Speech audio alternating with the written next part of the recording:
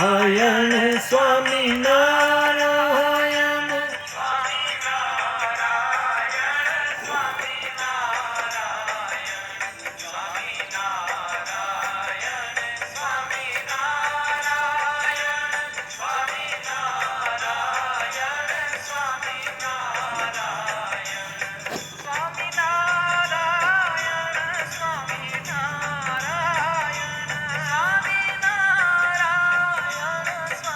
जय स्वामीनारायण प्रभु जय स्वामी।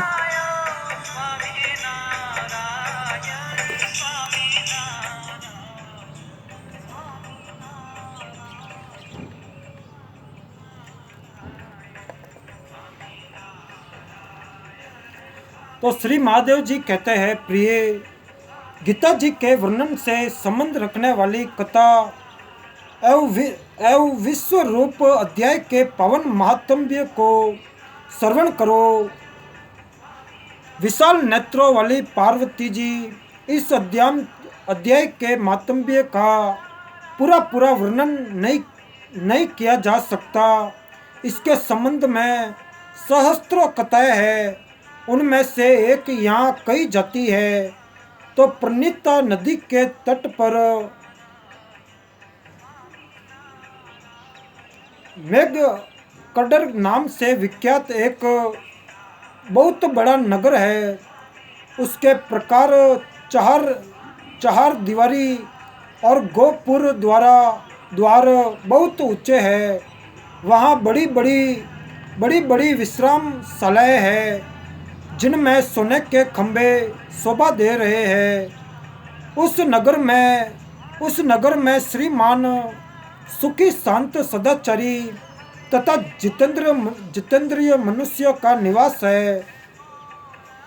वहाँ हाथ में शार्क नामक धनुष धारण करने वाले जगदीश्वर भगवान विष्णु जी विराजमान हैं। वे पर ब्रह्मा के साकार स्वरूप है और संसार के नेत्रों को जीवन प्रदान करने वाले हैं। उनका गौरवपूर्ण श्री विग्रह। जय स्वामीनारायण प्रभु जय स्वामीनारायण।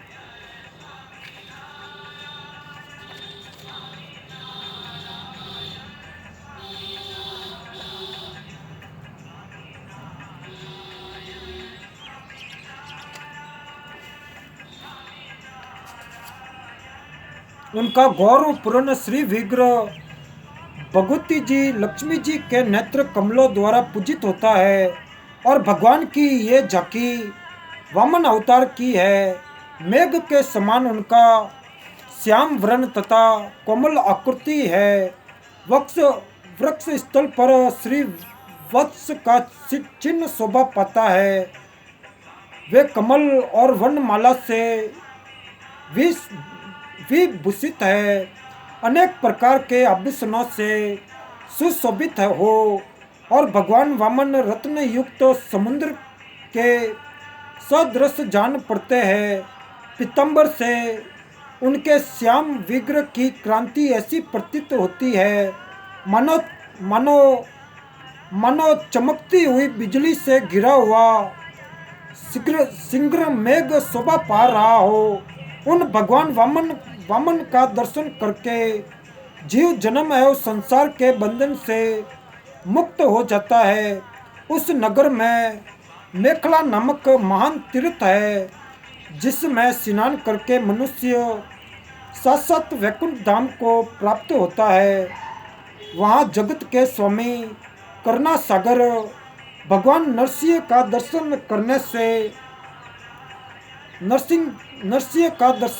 से मनुष्य 7 जन्मों के लिए किए हुए घोर पाप से छुटकारा पा जाता है। जो मनुष्य मेखला में गणेश जी का दर्शन करता है, वह सदा दुस्तर विघ्नों के भी पार हो जाता है। उसी मेघकड्ड नगर में कोई श्रेष्ठ ब्राह्मण थे, जो ब्रह्मचर्य परायण ममता और अहंकार से रहित वेद शास्त्रों में प्रवीण जितेंद्रिय तथा भगवान वासुदेव के शरणागत थे। जय स्वामीनारायण प्रभु जय स्वामीनारायण।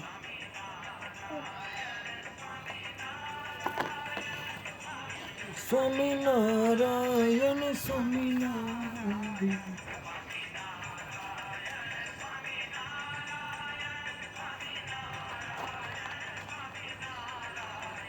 तो उसी मेघ का डर नगर में कोई श्रेष्ठ ब्राह्मण थे जो ब्रह्मचार्य, प्रेम, ममता और अहंकार से रहित, वेद शास्त्रों में प्रवीण, जितेंद्रिय तथा भगवान वासुदेव के शरणागत थे। उनका नाम सुनंद था। सुनंद था प्रिय, वे सर्क धनुष धारण करने वाले भगवान के पास गीता जी के 11वें अध्याय विश्व रूप दर्शन योग्य का पाठ किया करते थे।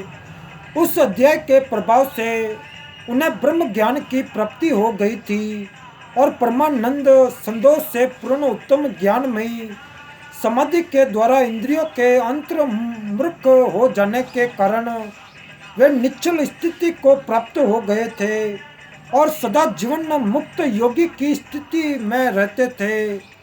तो एक समय जब बृहस्पति सिंह राशि पर स्थित थे, महायोगी सुनंद ने गोदावरी तीर्थ की यात्रा आरंभ की।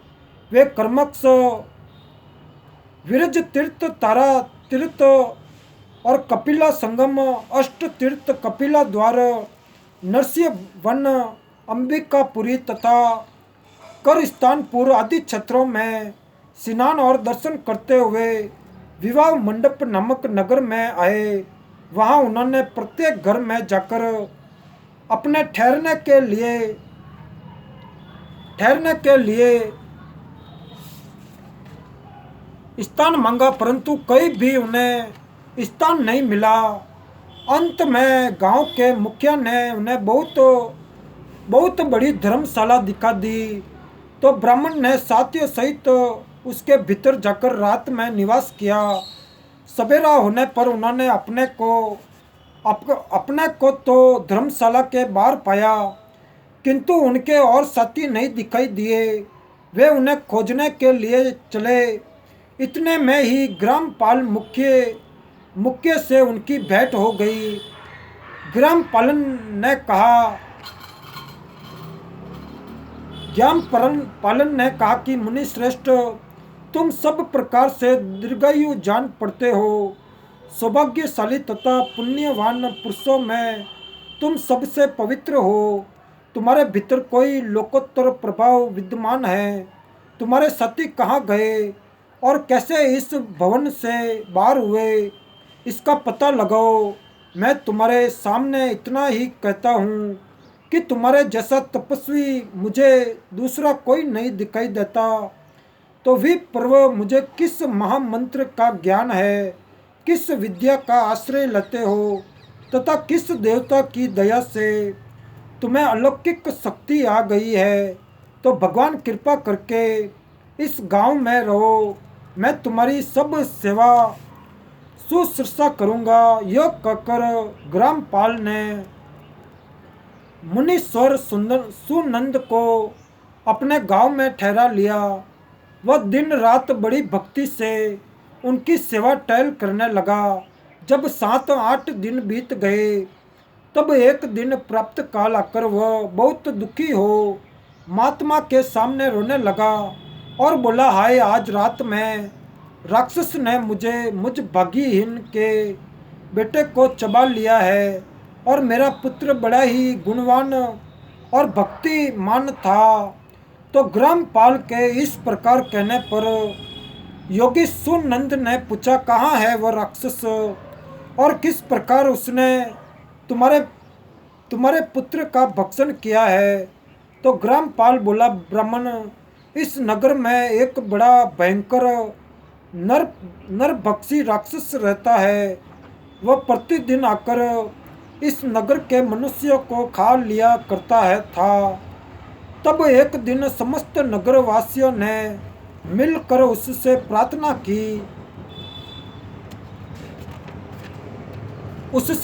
की कि राक्षस तुम हम सब लोगों की रक्षा करो। हम तुम्हारे लिए भोजन की व्यवस्था किए देते हैं।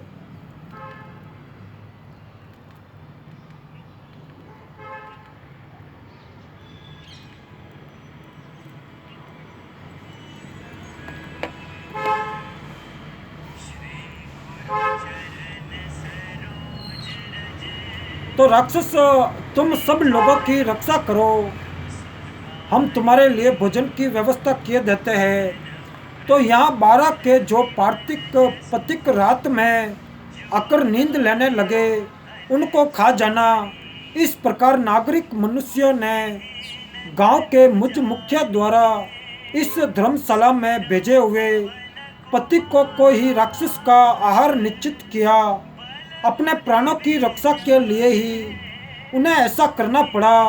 तो तुम भी अन्य राहगीरों के साथ इस घर में आकर सोए थे, किंतु राक्षस ने उन सब को तो खा लिया, केवल तुम्हें छोड़ दिया है। तो दिजो तुम में ऐसा क्या प्रभाव है, इस बात को तुम ही जानते हो। तो इस समय मेरे पुत्र का एक मित्र आया था, किंतु मैं उसे पहचान न सका। वह मेरे पुत्र को बहुत ही प्रिय था, किंतु अन्य राहगीरों के साथ उसे भी मैंने उसी धर्मशाला में भेज दिया। तो मेरे पुत्र ने जब सुना कि मेरा मित्र भी उसमें प्रवेश कर गया है, तब वह उसे वहां से ले आने के लिए गया, परंतु राक्षस ने उसे भी खा लिया। और आज सवेरे मैंने बहुत दुखी होकर उस पिशाच से पूछा, ओ दृष्टांत मन, तूने रात में मेरे पुत्र को भी खा लिया। तुम्हारे पेट में पड़ा हुआ मेरा पुत्र जिससे जीवित हो सके, ऐसा कोई उपाय यदि हो तो बता। तो राक्षस ने कहा कि ग्रामपाल धर्मशाला के भीतर घुसे हुए तुम्हारे पुत्र के न जानने के कारण मैंने भक्षण किया है। अन्य प्रतीकों के साथ तुम्हारा पुत्र भी अनजान में ही मेरा ग्रास बन गया है, और वह मेरे उदर में जिस प्रकार जीवित और रक्षित रह सकता है, वह उपाय स्वयं विधाता ने ही कर दिया है। जो ब्राह्मण सदा गीता जी के 11वें अध्याय का, जय स्वामीनारायण प्रभु, जय स्वामीनारायण, गीता जी के 11वें अध्याय का पाठ करता हो, उसके प्रभाव से मेरी मुक्ति होगी और मरे वो को पूर्ण जीवन प्राप्त होगा। तो यहाँ कोई ब्राह्मण रहते हैं जिनको मैंने एक दिन धर्मशाला से बाहर कर दिया था। वे निरंतर गीता जी के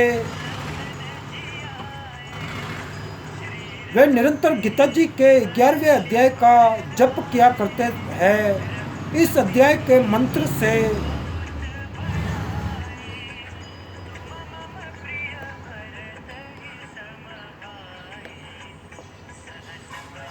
वे निरंतर गीता जी के 11वें अध्याय का जप किया करते हैं।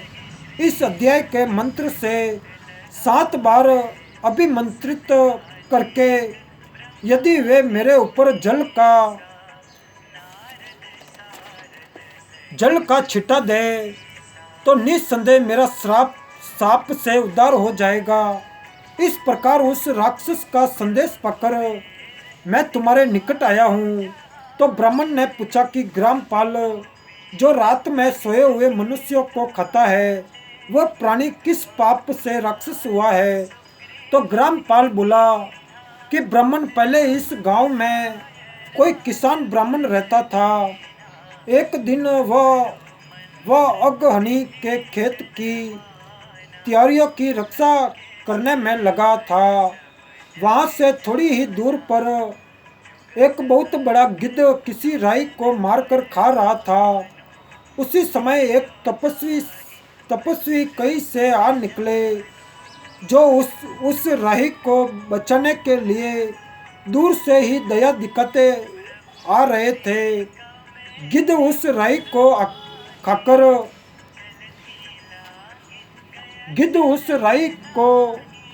खाकर आकाश में उड़ गया। तब तपस्वी ने कुपित होकर उस किसान से कहा कि ओ दुष्ट हलवाए, तुझे धिक्कार है, तू बड़ा ही कठोर और निर्दयी है। दूसरों की रक्षा से मुंह मोड़कर केवल पेट पालने के धंधे में लगा है। तेरा जीवन नष्ट प्राय है। अरे जो चोर डाढ़ वाले जीव सर्प शत्रु अग्नि विष जल और गिद्ध राक्षस भूत तथा बेताल आदि के द्वारा घायल हुए मनुष्यों की शक्ति हुए भी उपेक्षा करता है, वह उनके वध का फल पाता है। जो शक्तिशाली होकर भी चोर आदि के चंगुल में फंसे हुए ब्राह्मण को छुड़ाने की चेष्टा नहीं करता, वह घोर नरक में पड़ता और पूर्ण भेड़िए की योनि में जन्म लेता है। जो वन में मारे जाते हुए तथा गृद्ध और व्याध की दृष्टि में पड़े हुए जीव की रक्षा के लिए छोड़ो छोड़ो की पुकार करता है, वह परम गति को प्राप्त होता है। और जो मनुष्य गौओं की रक्षा के लिए व्याध्य भील तथा दुष्ट राजाओं के हाथ से मारे जाते हैं, वे भगवान विष्णु जी के उस परम पद को पाते हैं। और जो योग्यों के लिए भी दुर्लभ है, सहस्त्र अश्वमेघ और 100 वाजपेयी यज्ञ मिलकर शरणागत रक्षा की 16वीं कला के बराबर भी नहीं हो सकते। दीन तथा भयभीत जीव की उपेक्षा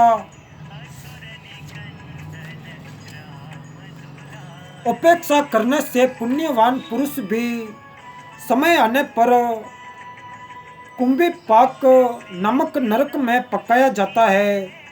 तो तूने दुष्ट गिद्ध के द्वारा खाए जाते हुए राही को देखकर उसे बचाने में समर्थ होते हुए भी जो इसकी रक्षा नहीं की, इससे तू निर्दयी जान पड़ता है। अंत तू राक्षस हो जा।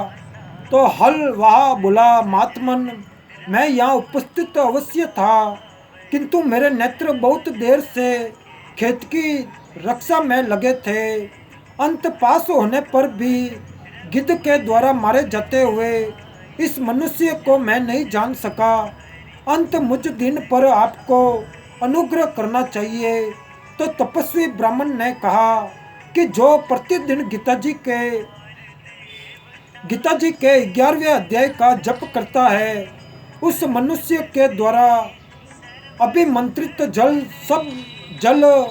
जब तुम्हारे मस्तक पर पड़ेगा, उस समय तुम्हें श्राप से छुटकारा मिल जाएगा। ये कहकर तपस्वी ब्राह्मण चले गए और वह हलवाहा राक्षस हो गया।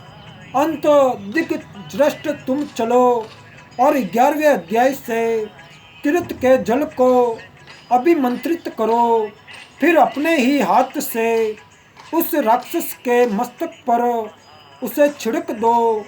तो ग्रामपाल की यह सारी प्रार्थना सुनकर ब्राह्मण का हृदय करुणा से भर आया। वे बहुत अच्छा कहकर उसके साथ राक्षस के निकट गए। वे ब्राह्मण योगी थे।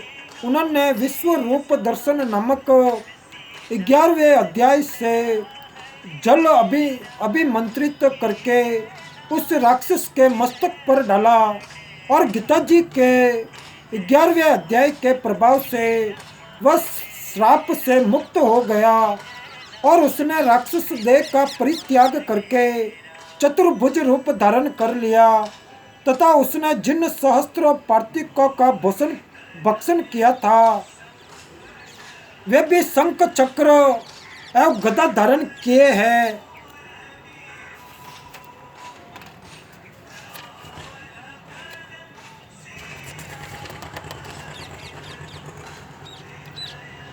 शंख और चतुर्भुज रूप हो गए। तत्पश्चात वे सभी विमान पर आरूढ़ हुए।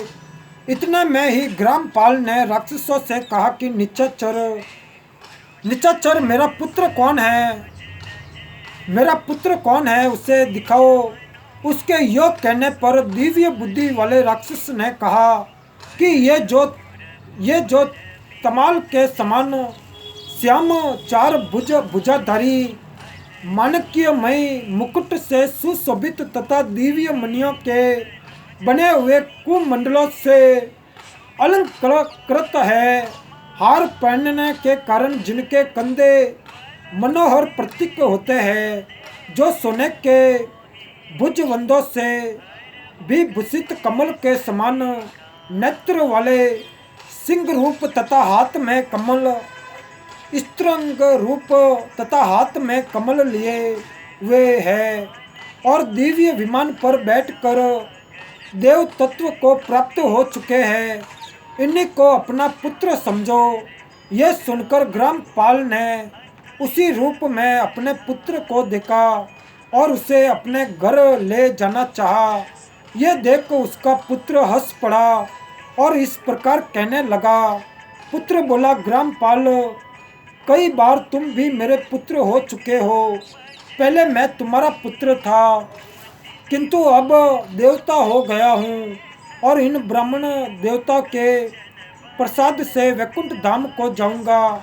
देखो ये निशाचर भी चतुर्भुज रूप को प्राप्त हो गया और 11वें अध्याय के मातम्य से ये सब लोगों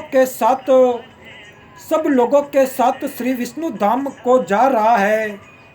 अंत तुम भी इन ब्राह्मण देव से गीता जी के 11वें अध्याय का अध्ययन करो और निरंतर उसका जप करो। इसमें संदेह नहीं है कि तुम्हारी भी ऐसी ही उत्तम गति होगी। तो तात मनुष्यों के लिए साधु पुरुषों का शीघ्र सरलता दुर्लभ है, वह भी इस समय तुम्हें प्राप्त है। अंत अपना अभीष्ट सिद्ध करो। धन भोग दान यज्ञ तपस्या और पूर्व कर्मों से क्या लेना है। विश्व रूप अध्याय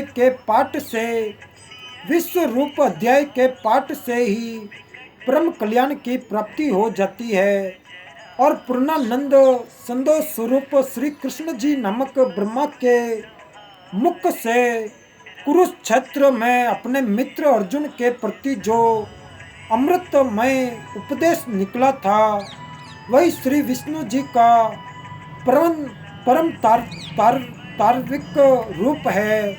तुम उसी का चिंतन करो। जय स्वामीनारायण प्रभु, जय श्री कृष्ण भगवान। करो वह मोक्ष के लिए प्रसिद्ध रसायन है और संसार भय से डरे हुए मनुष्यों की आदि व्याधि का विनाशक तथा अनेक जन्मों के दुखों का नाश करने वाला है। तो मैं उसके सिवा दूसरे किसी साधन को ऐसा नहीं देखता। अंत उसी का अभ्यास करो। तो श्री महादेव जी कहते हैं कि यह कहकर वह सबके साथ श्री विष्णु जी के परम धाम को चला गया। तब ग्रामपाल ने ब्राह्मण के मुख से उस अध्याय को पढ़ा। फिर वे दोनों ही उसके मातम्य से विष्णु धाम को चले गए। तो पार्वती जी इस प्रकार तुम्हें 11वें अध्याय की मातम्य कथा सुनाई है। इसके श्रवण मात्र से महान पातकों को नाश हो जाता है। जय स्वामीनारायण प्रभु, जय स्वामीनारायण। पातकों का नाश हो जाता है।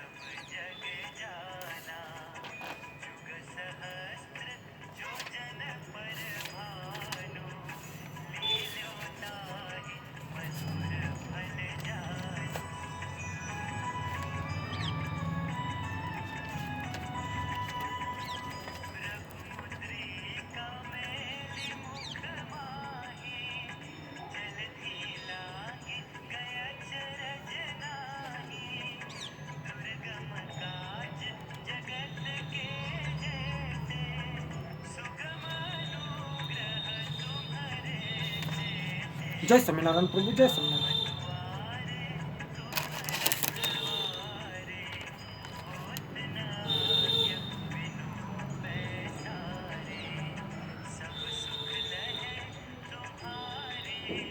इस प्रकार भगवान के वचन सुनकर अर्जुन बोले कि हे भगवान, मेरे पर अनुग्रह करने के लिए परम गोपनीय अध्यात्म विषयक वचन अर्थात उपदेश आपके द्वारा जो कहा गया, उससे मेरा यह अज्ञान नष्ट हो गया है। क्योंकि हे कमल नेत्र, मैंने भूतों की उत्पत्ति और प्रलय आपसे विस्तार पूर्वक सुने हैं तथा आपका अविनाशी प्रभाव भी सुना है। हे परमेश्वर, आप अपने को जैसा कहते हो ये ठीक ऐसा ही है, परंतु हे पुरुषोत्तम, आपके ज्ञान, ऐश्वर्य, शक्ति, बल, वीर्य और तेज युक्त रूप को प्रत्यक्ष देखना चाहता हूँ। इसीलिए हे प्रभु, मेरे द्वारा वह आपका रूप देखा जाना संकट है क्या? ऐसा यदि मानते हो तो हे योगेश्वर, आप अपने अविनाशी स्वरूप का मुझे दर्शन कराइए।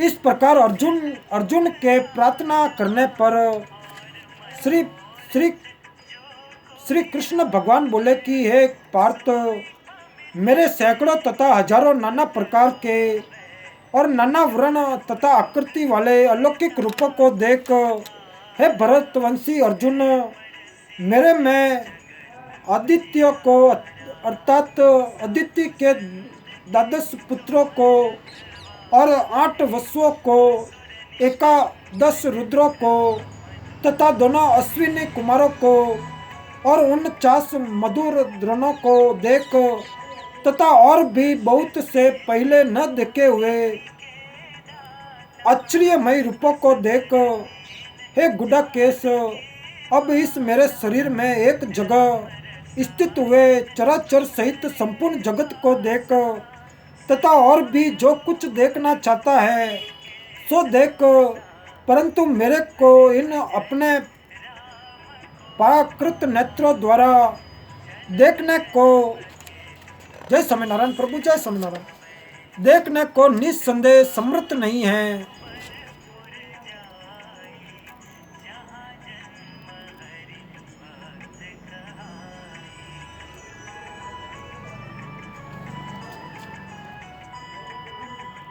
निस्संदेह समर्थ नहीं है। इसी से मैं तेरे लिए दिव्य अर्थात अलौकिक चक्षु देता हूँ। इससे तू मेरे प्रभाव को और योग शक्ति को देख। तो संजय बोले कि हे राजन, महायोगेश्वर और सब पापों के नाश करने वाले भगवान ने इस प्रकार कहकर उसके उपरांत अर्जुन के लिए परम ऐश्वर्य युक्त दिव्य स्वरूप दिखाया। उस अनेक मुख और नेत्रों से युक्त तथा अनेक अद्भुत दर्शन वाले एवं बहुत से दिव्य भूषणों से युक्त और बहुत से दिव्य शास्त्रों को हाथों में उठाए हुए तथा दिव्य माला और वस्त्रों को धारण किए हुए और दिव्य गंध का अनुलेपन किए हुए एवं सब प्रकार के आश्चर्य से युक्त सीमा रहित विराट स्वरूप परम देव परमेश्वर को अर्जुन ने देखा। हे राजन, आकाश में 1000 सूर्यों के साथ एक साथ उदय होने से उत्पन्न हुआ जो प्रकाश होए, वह भी उस विश्व रूप परमात्मा के प्रकाश के सदृश कदाचित ही होवे। ऐसे आश्चर्यमय रूप को देखते हुए पांडुपुत्र अर्जुन ने उस काल में अनेक प्रकार से विभक्त हुए अर्थात पृथक पृथक हुए संपूर्ण जगत को उस देवों के देव श्री कृष्ण जी भगवान के शरीर में एक जगह स्थित देखा और उसके अनंतर वह आश्चर्य से युक्त हुआ। हर्षित रोमों वाला अर्जुन विश्व रूप परमात्मा को श्रद्धा भक्ति सहित सिर से प्रणाम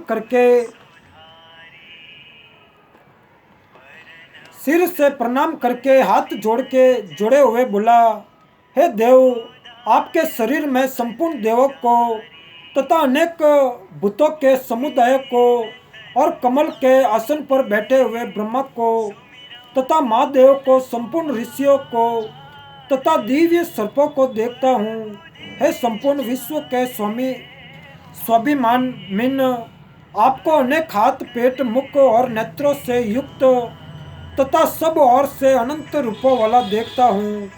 हे विश्व रूप, आपके न अंत को देखता हूँ। तथा न मध्य को और न आदि को ही देखता हूँ। हे विष्णु, आपको मैं मुकुट युक्त, गदा युक्त और चक्र युक्त तथा सब ओर से प्रकाशमान तेज पुंज प्रज्वलित अग्नि और सूर्य के सदृश ज्योति युक्त देखने में अति गहन और अप्रेममय स्वरूप सब ओर से देखता हूँ।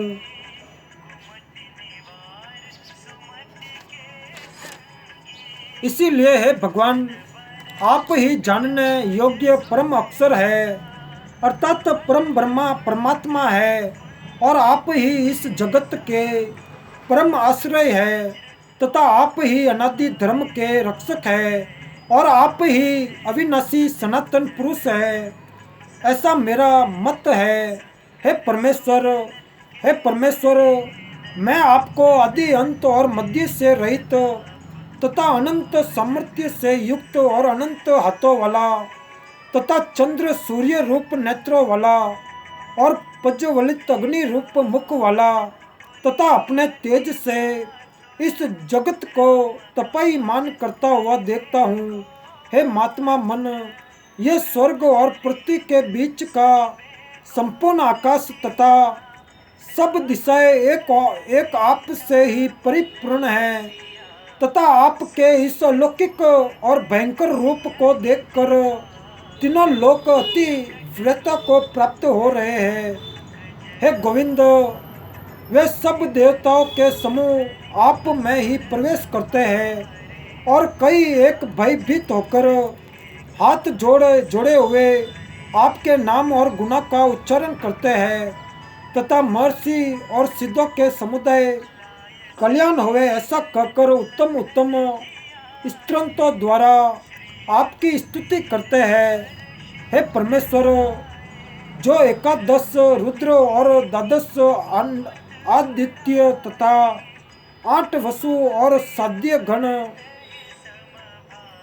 विश्व देव तथा अश्विनी कुमार और मरुड गण और पितरों का समुदाय तथा गंधर्व यक्ष राक्षस और सिद्ध गणों के समुदाय है, वे सब ही विस्मित वे आपको देखते हैं। हे महाभाव, आपके बहुत मुख और नेत्रों वाले, जय स्वामीनारायण प्रभु, जय स्वामीनारायण।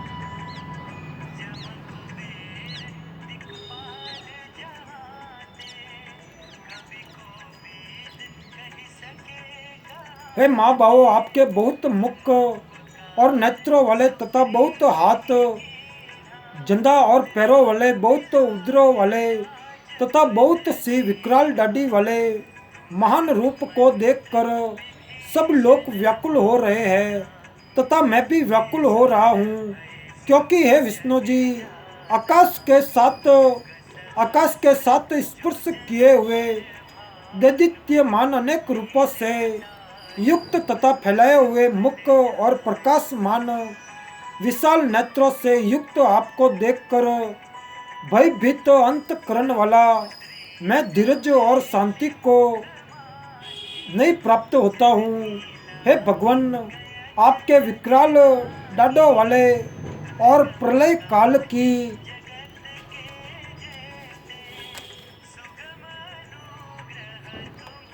अग्नि के समान प्रज्वलित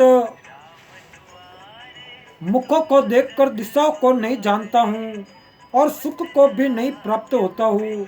इसीलिए हे देवेश, हे जगत निवास, आप प्रसन्न हुए। मैं देखता हूँ कि वे सब ही धृतराष्ट्र के पुत्र राजाओं के समुदाय सहित आप में प्रवेश करते हैं और भीष्म पितामह, द्रोणाचार्य तथा वह कर्ण और हमारे पक्ष के भी प्रधान योद्धाओं के सहित सब के सब वेग युक्त हुए आपके विकराल दाढ़ों वाले भयानक मुखों में प्रवेश करते हैं और कई एक चूर्ण सिरों सहित आपके दांतों के बीच में लगे हुए दिखते हैं। हे विश्व मूर्ति, जैसे नदियों के बहुत से जल के प्रभाव समुद्र के ही सम्मुख दौड़ते हैं, अर्थात समुद्र में ही प्रवेश करते हैं, वैसे ही वे सूरवीर मनुष्यों के समुदाय भी आपसे आपके प्रज्वलित हुए मूर्खों में प्रवेश करते हैं, अथवा जैसे पतंग मोह के वश होकर नष्ट होने के लिए प्रज्वलित अग्नि में अति वेग से युक्त हुए प्रवेश करते हैं, वैसे ही ये सब लोग भी अपने नाश के लिए आपके मुखों में अति वेग से युक्त हुए प्रवेश करते हैं, और आप उन संपूर्ण लोगों को प्रज्वलित मुखों द्वारा घर्षण करते हुए सब ओर से चाट रहे हैं। हे विष्णु जी, आपका उग्र आपका उग्र प्रकाश संपूर्ण जगत को आपका प्रकाश संपूर्ण जगत को तेज के द्वारा परिपूर्ण करके तपायमान करता है। हे भगवान, कृपा करके मेरे प्रति कहिए कि आप उग्र रूप वाले कौन हैं। हे देवों में श्रेष्ठ, आपको नमस्कार होवे, आप प्रसन्न होइए। आदि स्वरूप आपको मैं तत्व से जानना चाहता हूँ, क्योंकि आपकी प्रकृति को मैं नहीं जानता। इस प्रकार अर्जुन के पूछने पर श्री कृष्ण भगवान बोले कि हे अर्जुन, मैं लोकों का नाश करने वाला बड़ा हुआ महाकाल हूँ, और इस समय इन लोकों को नष्ट करने के लिए प्रवृत्त हुआ हूँ। इसीलिए जो प्रतिपक्षियों की सेना में स्थित हुए योद्धा लोग हैं, वे सब तेरे बिना भी नहीं रहेंगे। अर्थात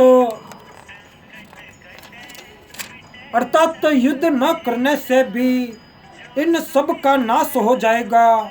इससे तू खड़ा हो और यश को प्राप्त कर तथा शत्रुओं को जीत कर धन्य धान्य से संपन्न राज्य को भोग। और ये सब सूरवीर पहले से ही मेरे द्वारा मारे हुए हैं। हे सव्य सचिन, तू तो केवल निर्मित मात्र ही हो।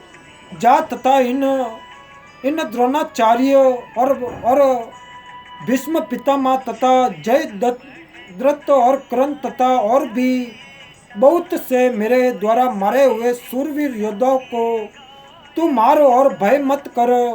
निस्संदेह तू युद्ध में वैरियों को जीतेगा।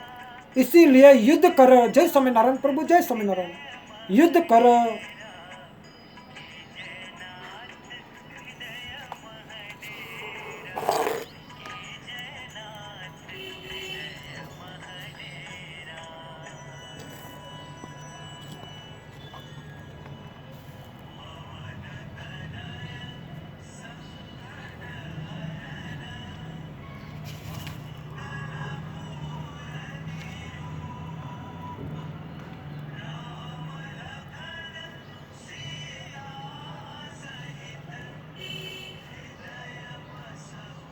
इसके उपरांत संजय बोले कि हे राजन, केशव भगवान के इस वचन को सुनकर मुकुटधारी अर्जुन हाथ जोड़े हुए कांपता हुआ नमस्कार करके, फिर भी भयभीत हुआ प्रणाम करके भगवान श्री कृष्ण जी के प्रति गदगद वाणी से बोला कि हे अंतर्यामी, ये योगी ही है कि जो आपके नाम और प्रभाव के कीर्तन से जगत अति हर्षित होता है और अनुराग को भी प्राप्त होता है, तथा भयभीत हुए राक्षस लोग दिशाओं में भागते हैं, और सब सिद्ध गणों के समुदाय नमस्कार करते हैं।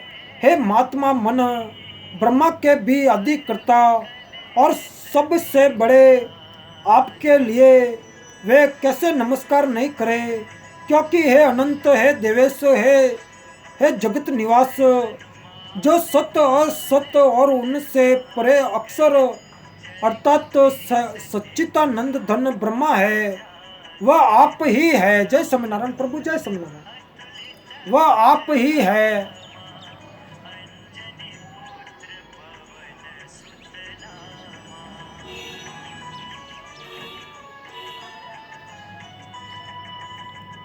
सहजानंद धन ब्रह्मा है, वह आप ही है। तो हे प्रभु, आप आदिदेव और सनातन पुरुष है। आप इस जगत के परम आश्रय और जानने वाले तथा जानने योग्य और परम धाम है। हे अनंत रूप, आपसे ये सब जगत व्याप्त अर्थात परिपूर्ण है। हे हरे, आप वायु, यमराज, अग्नि, वरुण, चंद्रमा तथा प्रजा के स्वामी ब्रह्मा और ब्रह्मा के भी पिता है। आपके लिए हजारों बार नमस्कार नमस्कार नमस्कार होवे। आपके लिए फिर भी बारंबार नमस्कार नमस्कार होवे। हे अनंत सामर्थ्य वाले, आपके लिए आगे से और पीछे से भी नमस्कार होवे। हे सर्वोत्तम मन, आपके लिए सब ओर से ही नमस्कार होवे, क्योंकि अनंत पराक्रमशाली आप सब संसार को व्याप्त किए हुए हैं। इससे आप ही सर्वरूप है। हे परमेश्वर सका, ऐसा मानकर आपके इस प्रभाव को न जानते हुए मेरे द्वारा प्रेम अथवा प्रमाद से भी हे कृष्ण जी, हे यादव, हे सके, इस प्रकार जो कुछ हठपूर्वक कहा गया है, और हे अच्युत, जो आप हंसी के लिए विहार, शय्या, आसन और भोजनादि को मैं अकेले अथवा उन सखाओं के सामने भी अपमानित किए गए हैं, वह सब अपराध अप्रेममय स्वरूप अर्थात अचिंतनीय प्रभाव वाले आप से मैं क्षमा करता हूँ। हे विश्वेश्वर, आप इस चराचर जगत के पिता और गुरु से भी बढ़कर बड़े गुरु एवं अति पूजनीय हैं।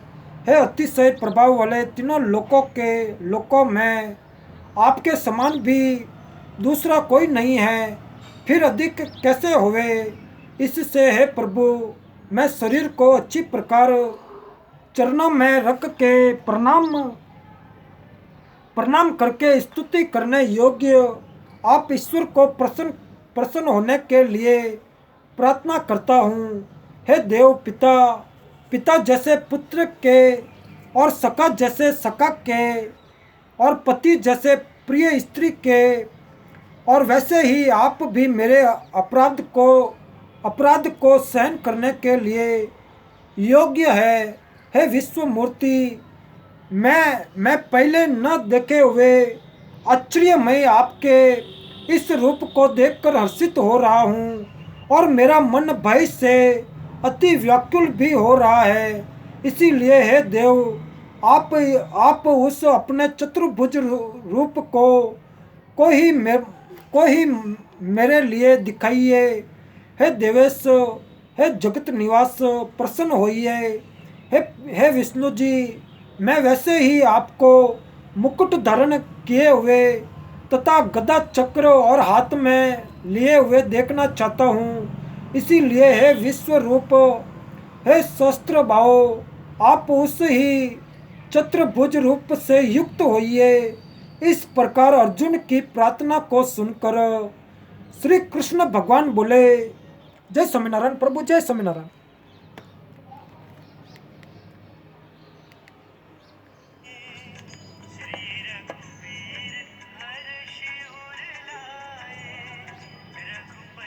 इस प्रकार अर्जुन की प्रार्थना को सुनकर श्री कृष्ण भगवान बोले कि हे अर्जुन, अनुग्रह पूर्वक मैंने अपनी योग शक्ति के प्रभाव से यह मेरा परम तेजोमय, सबका आदि और सीमा रहित विराट रूप तेरे को दिखाया है, जो कि तेरे सिवा दूसरे से पहले नहीं देखा गया। हे अर्जुन, मनुष्य लोक में इस प्रकार विश्व रूप वाला मैं न वेद और यज्ञों के अध्ययन से तथा न दान और न क्रियाओं से न उग्र तपो से ही तेरे सिवा दूसरे से देखा जाने को शक्य हूँ। इस प्रकार मेरे इस विकराल रूप को देखकर तेरे को व्याकुलता न होवे और मृड भाव भी न होवे और भय रहित प्रीति युक्त मन वाला तू तू उस ही मेरे इस शंकर चक्र गदा पद्मा सहित चतुर्भुज रूप को फिर से देख। जय स्वामीनारायण प्रभु, जय स्वामीनारायण।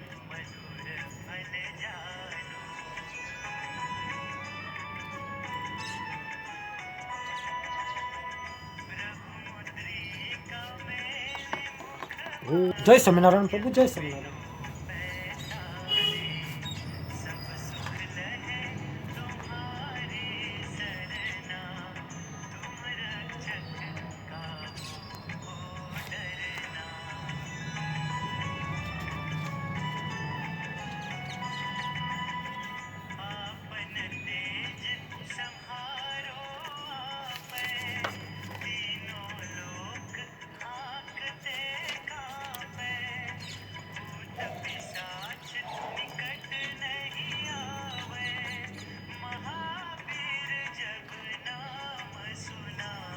इस प्रकार अर्जुन की प्रार्थना को सुनकर कृष्ण भगवान बोले कि हे अर्जुन, अनुग्रह पूर्वक मैंने अपने योग शक्ति के प्रभाव से ये मेरा परम तेजोमय सबका आदि और सीमा रहित विराट रूप तेरे को दिखाया है, जो कि तेरे सिवा दूसरे से पहले नहीं देखा गया। हे अर्जुन, मनुष्य लोक में इस प्रकार विश्व रूप वाला मैं न वेद और यज्ञों के अध्ययन से तथा न दान से और न क्रियाओं से और न उग्र तपो से ही तेरे सिवा दूसरे से देखे जाने को शक्य हूँ। इस प्रकार मेरे इस विकराल रूप को देखकर तेरे को व्याकुलता न होवे और मृड भाव भी न होवे और भय रहित प्रीति युक्त मन वाला तू उस ही मेरे इस शंख चक्र गदा पद्म सहित चतुर्भुज रूप को फिर से देख। चतुर्भुज रूप को दिखाया, फिर से देख।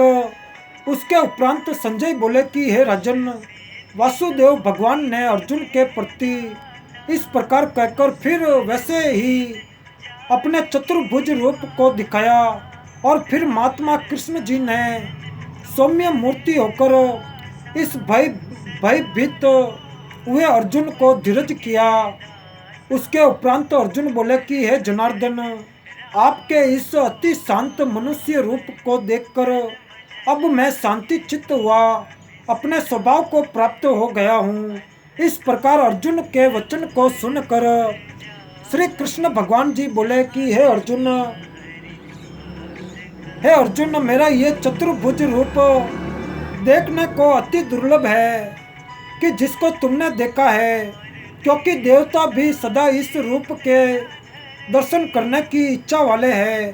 तो हे अर्जुन, न वेदों से, न तप से, न दान से और न यज्ञ से इस प्रकार चतुर्भुज रूप वाला मैं देखा जाने को शक्य हूँ कि जैसे मेरे को तुमने देखा है।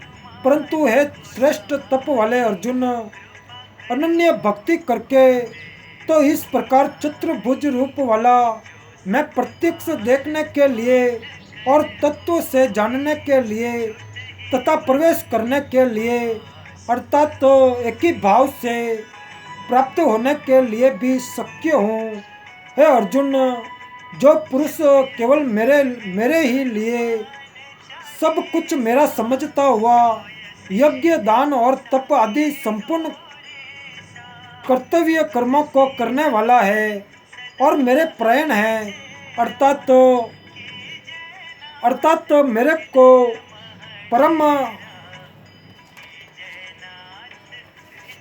मेरे को परम आश्रय और परम गति मानकर मेरी प्राप्ति के लिए तत्पर है तथा मेरा भक्त अर्थात मेरे नाम गुण प्रभाव और रहस्य के श्रवण कीर्तन मनन ध्यान और पठन पाठन का प्रेम सहित निष्काम भाव से निरंतर अभ्यास करने वाला है और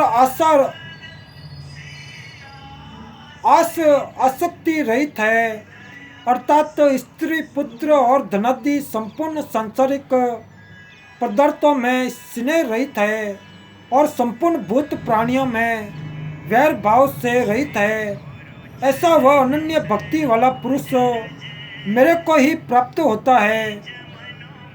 तो यही श्री कृष्ण भगवान ने अर्जुन जी को सुनाया। विश्व रूप दर्शन योग 11वां अध्याय।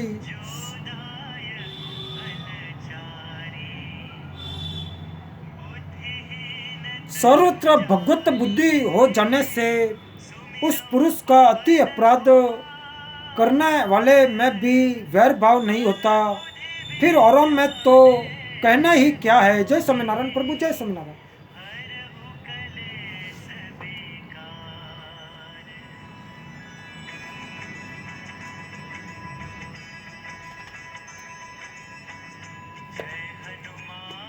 ज्ञान